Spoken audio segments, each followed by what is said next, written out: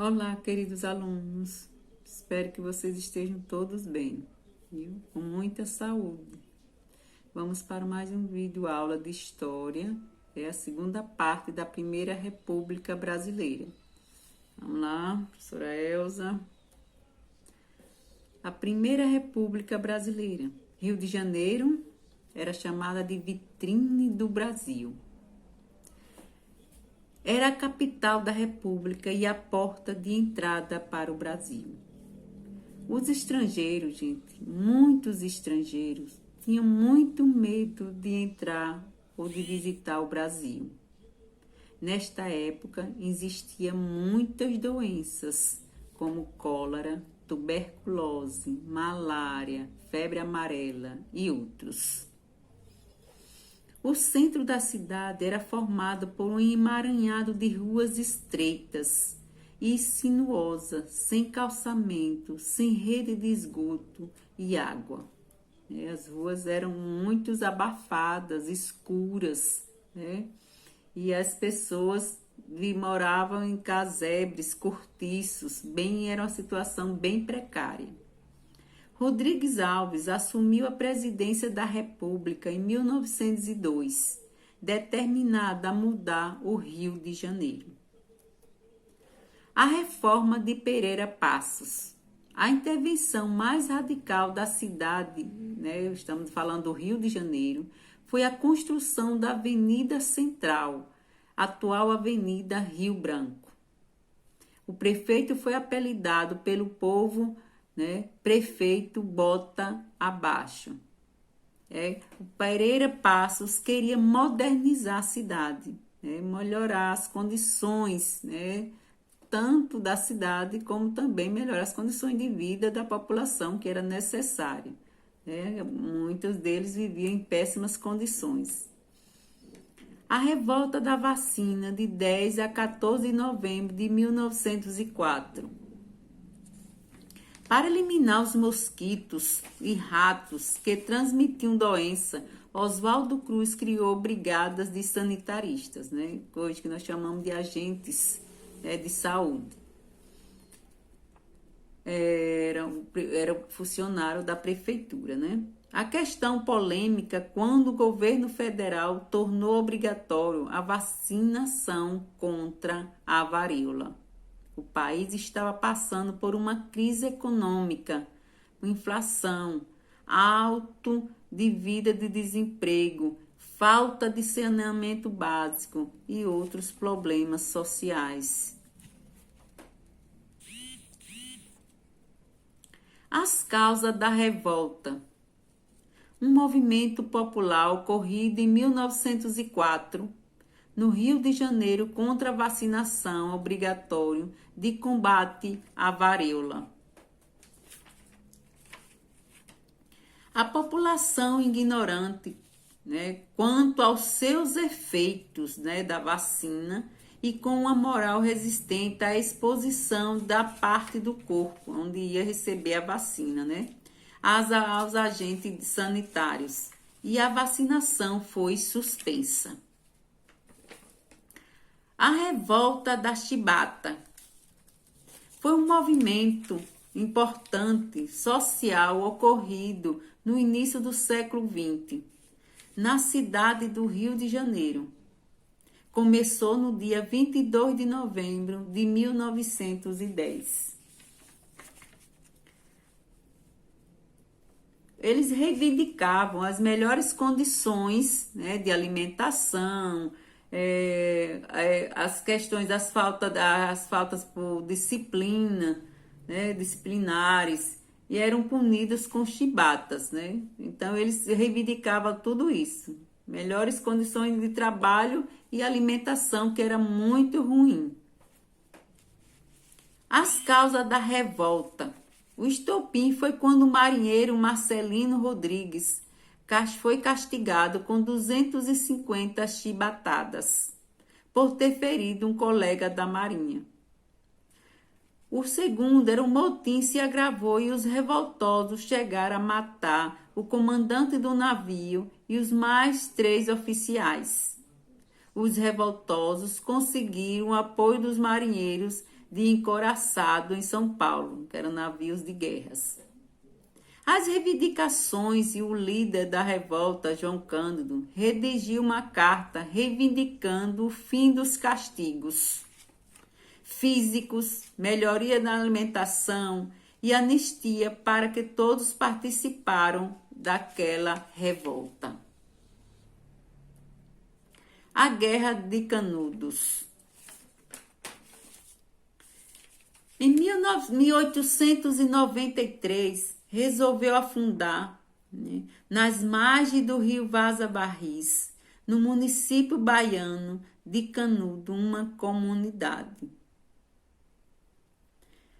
O líder Antônio Conselheiro liderou e organizou o Arraial de Canudos de forma que o local cresceu e começou a causar preocupações nas autoridades políticas e nos fazendeiros da região.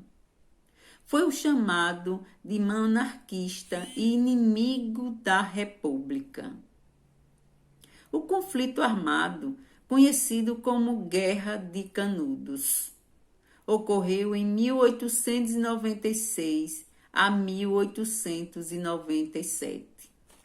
Antônio Conselheiro foi morto durante a batalha no dia 22 de setembro de 1897. A Guerra de Canudos significou a luta e a resistência dos nordestinos, da população nordestina, que era marginalizadas, do sertão nordestino, no final do século XIX. Dado da Guerra de Canudos. Período de novembro de 1896 a outubro de 1897. Local, interior do sertão da Bahia, envolvidos. De um lado eram os habitantes do Arraial de Canudos. Era jagunço, sertanejo, pobres e miseráveis. Fanáticos e religiosos. Por outro lado, eram as tropas do governo da Bahia, em apoio de militares enviados pelo governo federal. A causa da guerra. Quais eram essas causas? O governo da Bahia, com apoio dos latifundiários, que são os donos de grandes propriedades de terras, não concordava com o fato de os habitantes de Canudo não pagarem impostos e viverem sem seguir as leis estabelecidas pelo governo. Por outro lado, Antônio Conselheiro defendia o fim da cobrança dos impostos e era contrário ao casamento civil. Ele também era um crítico do sistema republicano, como ele funcionava no período. Porque muitas vezes ele não aceitava certas atitudes ou leis que era aplicado naquela época, mesmo no sistema republicano, por isso que ele fala naquele período, no final do século XIX. Isso que mudou muita coisa hoje, O movimento modernista. No final da Primeira Guerra Mundial, em 1918, a Europa perdeu o prestígio artístico e intelectual que tinha no mundo. Era o final da Guerra Mundial, que causou muitas coisas essa guerra, nós já estudamos. Sem negar a importância da cultura europeia, jovens artistas brasileiros queriam conhecer seu próprio país, seus valores, as crenças da população. O objetivo era elaborar uma arte nacional e descobrir o que era ser brasileiro. Esse movimento artístico e cultural ficou conhecido no mundo todo como modernismo. Em São Paulo, o movimento foi explosivo. Entre os dias 13 e 17 de fevereiro de 1922, um grupo de jovens artistas realizou no Teatro Municipal, na cidade, a Semana de Arte Moderna. alguns artistas: Oswaldo de Andrade, Mário de Andrade na literatura, Tarsila Amaral e Anita Malfatti na pintura, Vila Lobo na música clássica e Vitor Brecheret na escultura. A Revolução de 1930, fator interno, a quebra de política do café com leite, o seu fator externo, a Grande Depressão, surgindo, aí na Revolução de 1930. O Wellington Luiz apoiou o governador de São Paulo, Júlio Prestes, e desrespeitando o acordo do café com leite, que previa um candidato indicado por Minas Gerais. As oligarquias mineiras uniram-se às oligarquias do Rio Grande do Sul e da Paraíba, formando Aliança Liberal. O fim da Primeira República. Em outubro de 1929, ocorreu a quebra da Bolsa de Valores em Nova York, uma das maiores crises do capitalismo no mundo. Nas eleições de março de 1930, Júlio Prestes venceu as eleições. Os políticos gaúchos e mineiros, alegando fraude, não aceitaram o resultado das eleições e aproximaram dos militares que participaram do movimento tenentista. Em 24 de outubro de 1930, os rebeldes cercaram o Palácio da Guanabara e depuseram o presidente Washington Luiz.